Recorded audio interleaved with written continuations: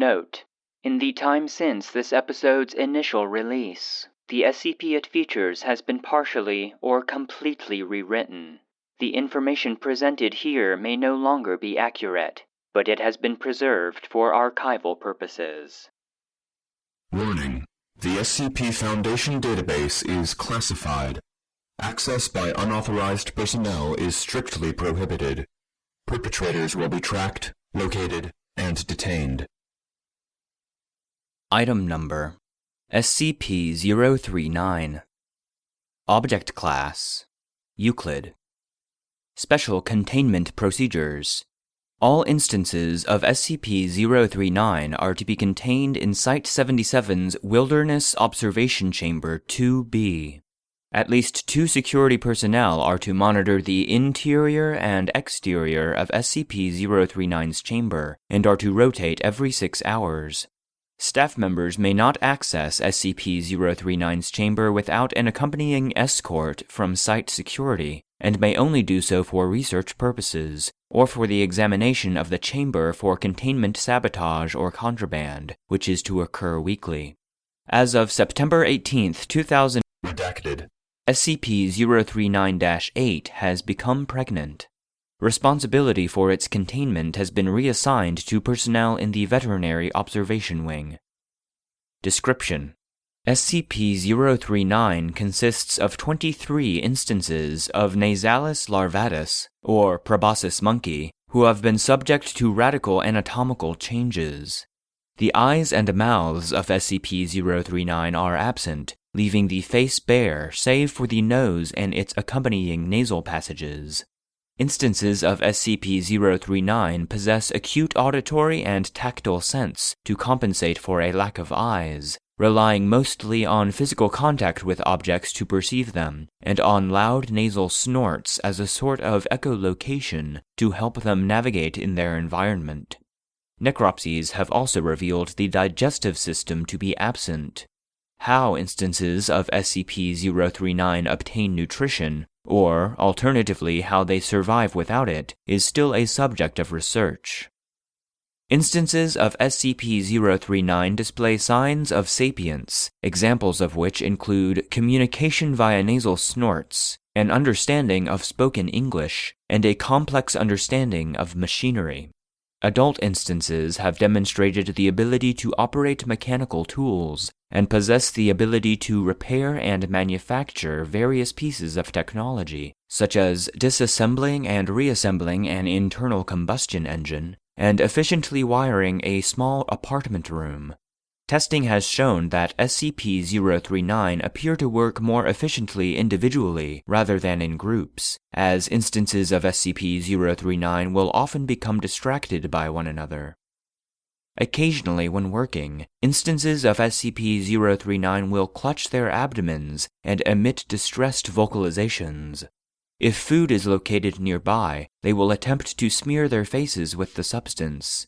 It is currently hypothesized that this indicates that SCP-039 is the result of artificial manipulation of normal Nasalis larvatus specimens, with documents recovered during containment supporting this hypothesis. See Addendum 039-A. SCP-039 are capable of reproduction and gestation, not unlike Nasalis larvatus. As of the time of this writing, 5 instances of SCP-039 have been born. SCP-039 show a very close bond among their species, with newborns often being cared for by all capable adults. New instances are born with anatomical anomalies similar to other instances of SCP-039, but lack the knowledge of other instances.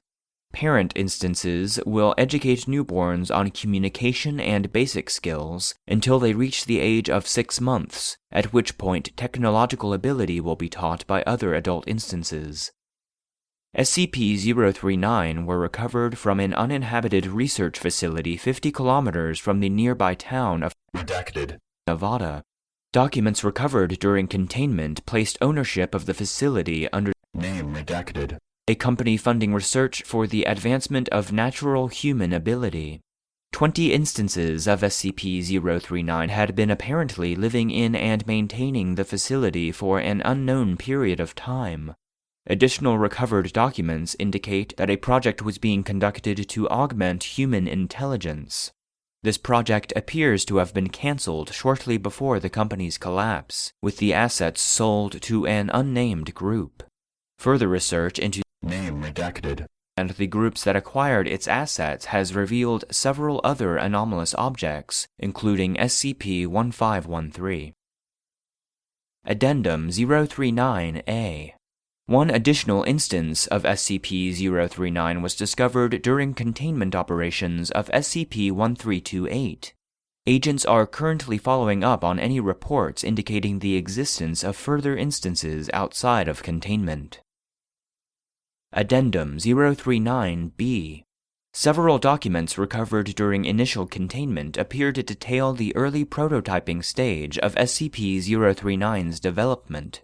Research has begun to develop a way to recreate the process that creates new SCP-039 instances. However, the damage the notes had accumulated prior to containment has rendered many of them unreadable.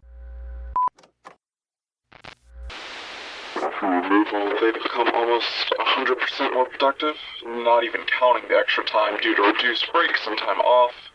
With success, we're considering removal of additional orifices, as long as the replacements or lack thereof do not reduce their output.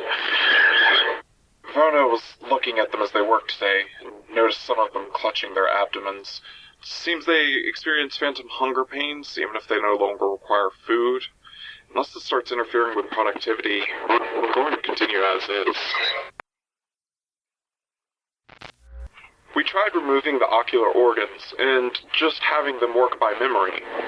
After a couple of inconclusive trials, we actually got one up to the point where it scored almost as high as the control test.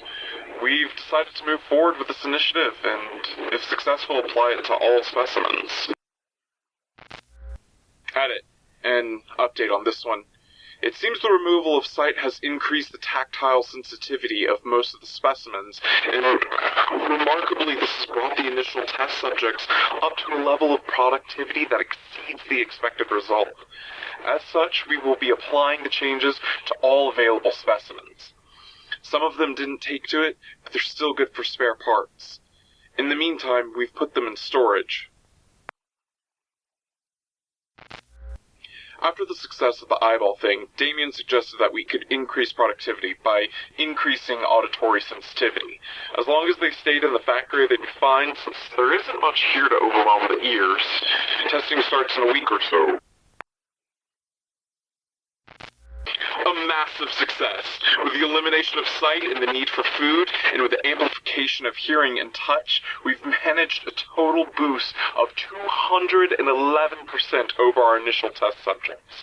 Management has seen fit to give our division extra time to finish the project. And to think that we were still in this project for a lark. Man, I feel like dancing on air. Edit. Small incident today. One of the specimens was out of his pen and had grabbed a couple of tools. We put him back in and sealed it up again. Alan says he'll take another look at the door tomorrow.